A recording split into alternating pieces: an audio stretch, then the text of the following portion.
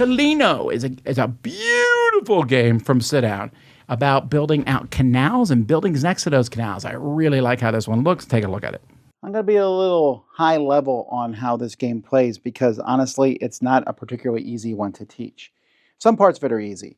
On your turn, you're going to be putting a tile out on the board. You're going to be connecting these tiles together. When you place a tile out, you make a canal. And you'll place a floor, so each person has this whole board with all their colors, and here's the other 3 colors in the game.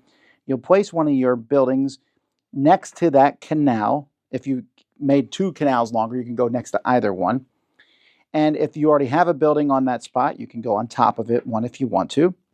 Then you may do a second building, but that one must be on a canal that is perpendicular to the first one. So I can come down here and put a building here, or I can put out one of these contract tiles, which will score you points in various ways. Not a single contract tile makes any sense, but fortunately, there is the back of the rule book, which explains how they all score points. After you have put out your 6th tile, you will then get a boat, which you'll be moving around. And once you get to a certain spot, it can move and curve. And these boats can pick up buildings and drop them on other spots. And at the end of the game, whoever has the tallest building on each tile will get the points that's there. You'll score points from this. You'll score points from your special player power. And you'll have scored points from all these different contract tiles. These points are kept like this. They look like coins. And whoever has the most is the winner. Well, Tolleno is definitely one of those games in which it is so non-intuitive. I promise you that even if you understand the game, you will be teaching this so many times. Like, okay, so I put this tile here. Now, that tile extends this canal and this canal. So I can place down here next to this canal. And then your second one is to a canal that is perpendicular with one of the 2 that you just put out. And I know some people who watch this or have played it go, that's so obvious. I'm telling you from personal experience that people say, what, huh, the whole time.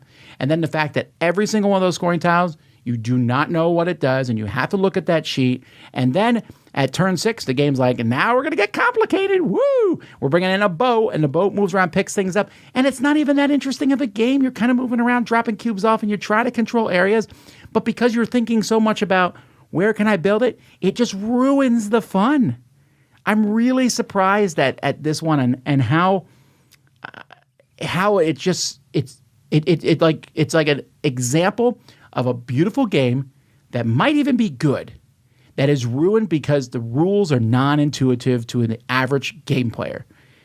And then plus symbology, which you don't know what it means, but you're tempted by those pieces and you're tempted by, I mean, this cover is gorgeous. The whole thing looks good. Unfortunately, the game itself is not. So this is another 4 out of 10 for me.